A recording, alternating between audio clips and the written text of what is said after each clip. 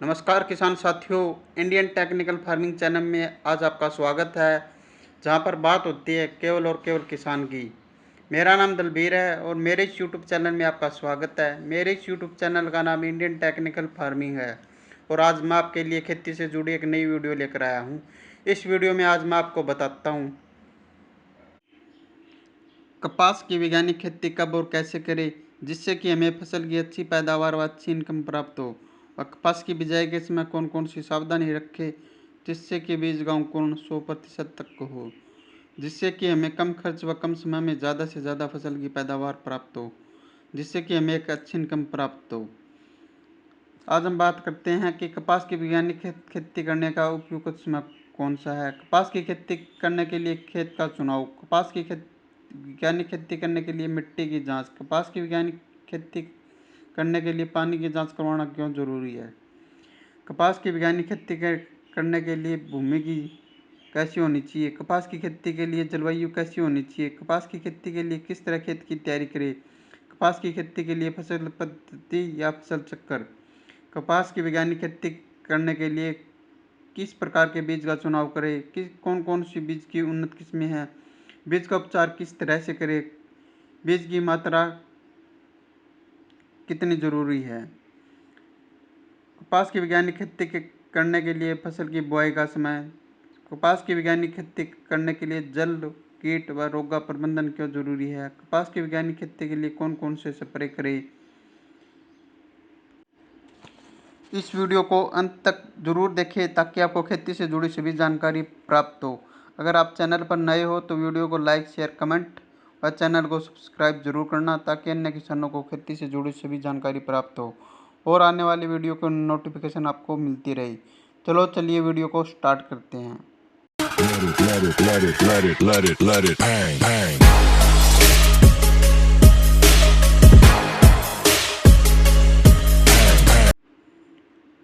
कपास रेशे वाली नकदी फसल है। इसे सफ़ेद सोना भी कहते हैं। भारत में कपास एक महत्वपूर्ण फसल है।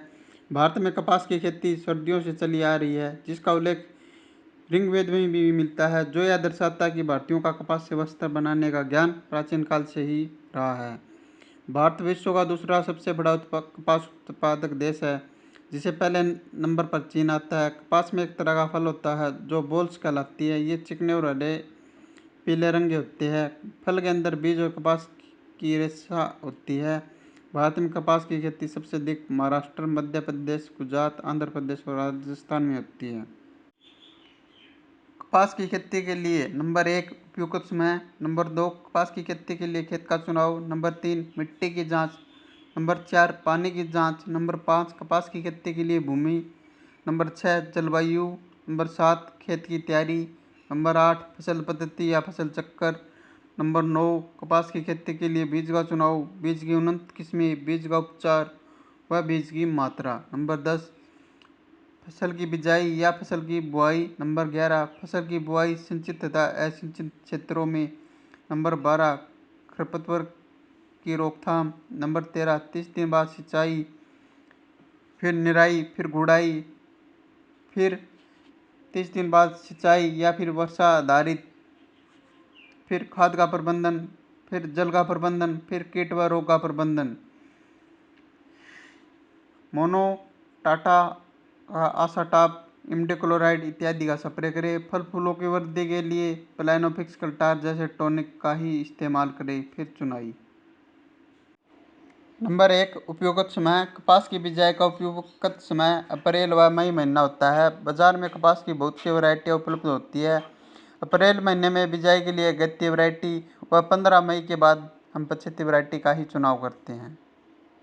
नंबर 2 खेत का चुनाव। इसके बाद हम कपास की बिजाई के लिए हम खेत का चुनाव करते हैं। अगर पहले उस खेत में सरसों की बिजाई की थी तो सरसों के फन्नों को रोटावेटर की सहायता से 1-2 बार अच्छी तरह से जुताई कर दे, ताकि सरसों के फन्ने अच्छी तरह से मिट्टी में मिल जाए। फिर आप हैरो की सहायता से 1-2 बार अच्छी तरह से जुताई कर दे। फिर आप लेजर लेवलर की सहायता से खेत को समतल कर दें, ताकि खेत की सिंचाई अच्छी तरीके से हो सके।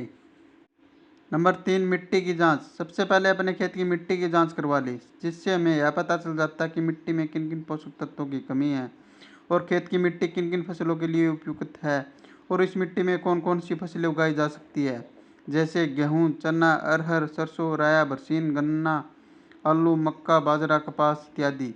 मिट्टी की जांच से हमें यह पता चल जाता है कि इसका पीएच मान कितना है।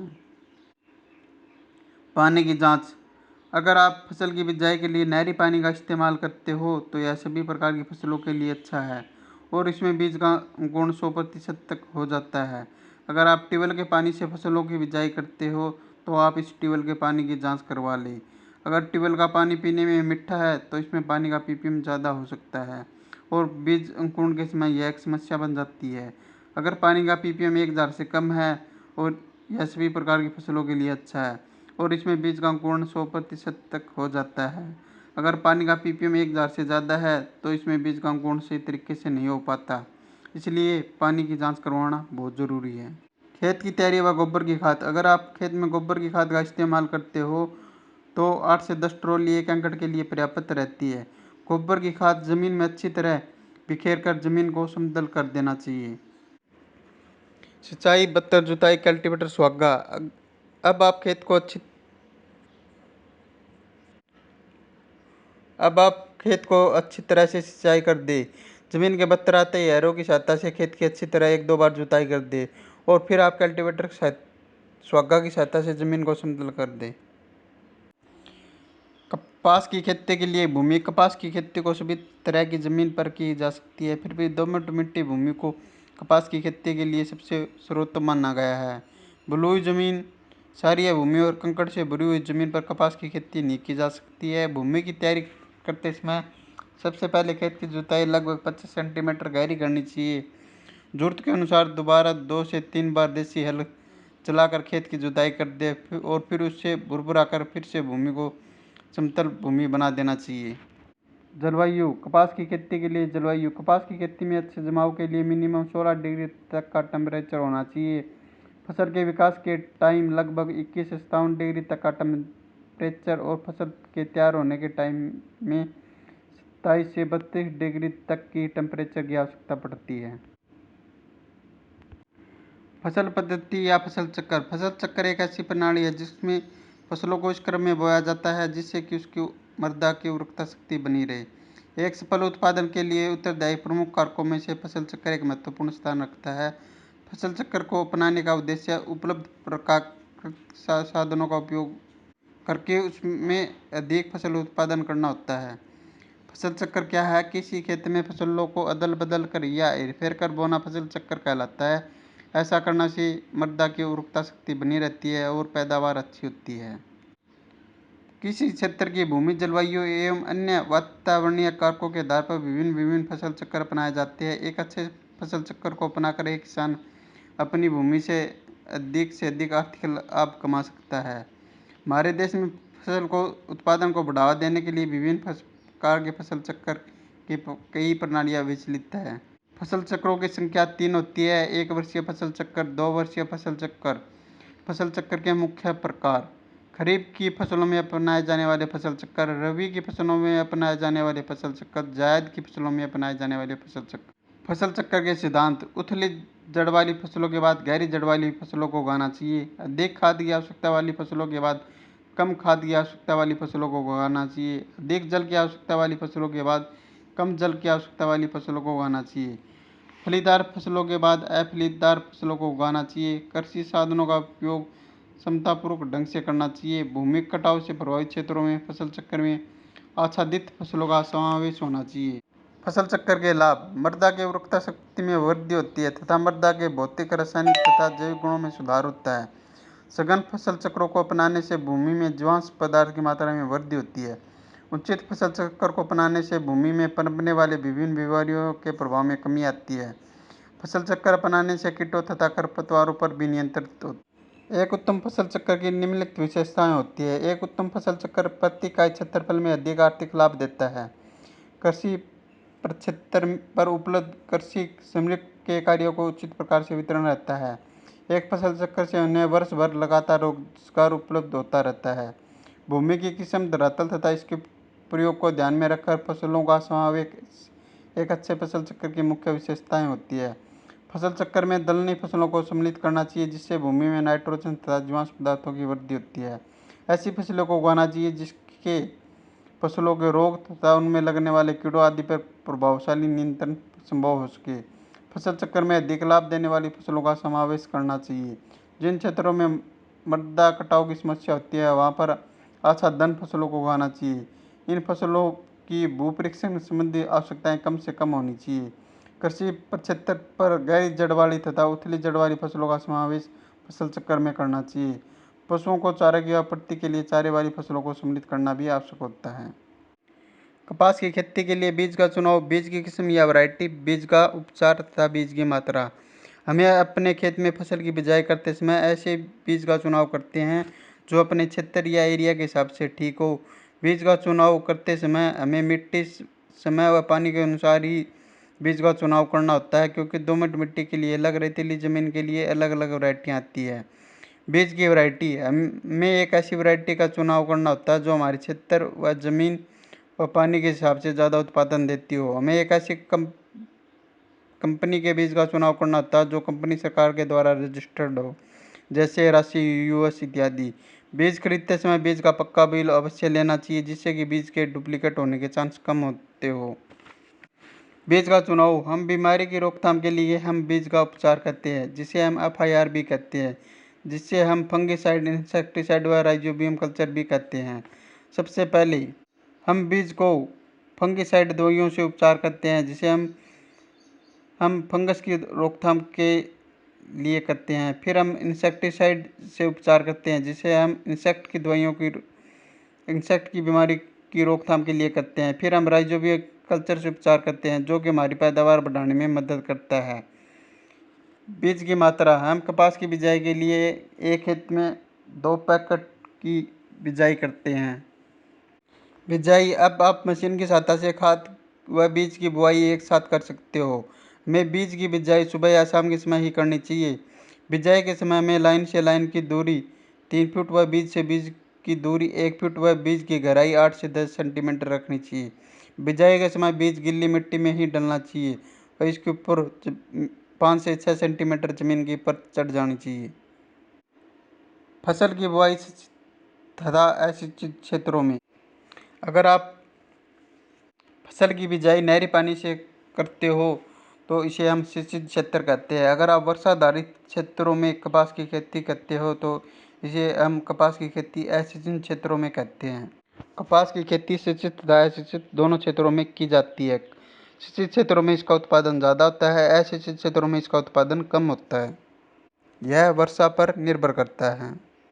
खरपतवार की रोकथाम, अगर आप खरपतवार की रोकथाम के लिए स्प्रे करते हो तो पेंडामेलिथियान 30% EC का बिजाई के तुरंत बाद छिड़काव कर दे, इससे खरपतवार नहीं उगेगी।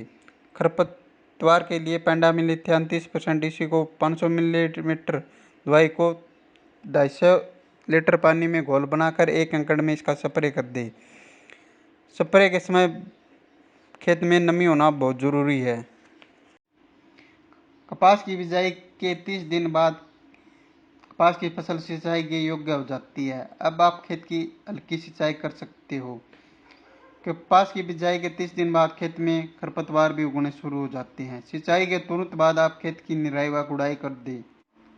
सिंचाई के बाद जमीन के बत्तर आते ही आप खेत में खाद की बिजाई कर दें। 1 एकड़ के लिए 30 किलो DAP, 20 किलो पोटास व 15 से 20 किलो यूरिया की आप बिजाई कर सकते हो।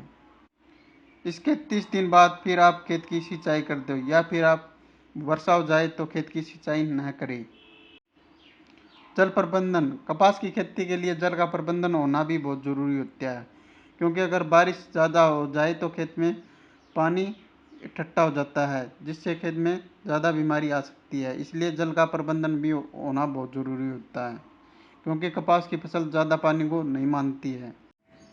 कपास की खेती के लिए निराई गुड़ाई, पहली निराई गुड़ाई अंकुरण के 15 से 20 या 20 से 25 दिन के बाद करनी चाहिए। वहीं यदि फसल में सिंचाई की जरूरत पड़ रही है तो हल्की सिंचाई करनी चाहिए। इससे कीट व रोग का असर कम रहता है एवं अच्छी पैदावार होती है। कपास की फसल में लगने वाले प्रमुख कीट, गुलाबी सुंडी। कपास की फसल के लिए अगर कोई सबसे बड़ा दुश्मन कीट है तो वह गुलाबी सुंडी है, जो अपना पूरा जीवन उसके पौधे पर बिताता है। यह कपास के छोटे पौधे, कली व फूल को नुकसान पहुंचाकर फसल को नष्ट कर देता है। इसका प्रकोप हर साल होता है। इसका प्रबंधन, इसके नियंत्रण के लिए कोरोमंडल के कीटनाशक फेंडाल 50% इसी का छिड़काव करें। फेंडाल एक बहुआयामी कीटनाशक है। यह कीड़े पर लंबे समय तक नियंत्रण रखता है। इसके अलावा इसमें तेज तीखी गंध होती है जो वयस्क कीट को अंडा देने से रोकती है। फेंडाल के बारे में अधिक जानकारी के लिए अपने नज़दीकी डॉक्टर से संपर्क करें। सफ़ेद मक्खी, यह कीट दिखने में पीले रंग का होता है, लेकिन इसका सफ़ेद मोम जैसा पाउडर से ढका हुआ होता है। यह पौधों की पत्तियों पर एक चिपचिपा तरल पदार्थ छोड़ता है एवं पत्तियों का रस चूसता है। सफ़ेद मक्खी की रोकथाम।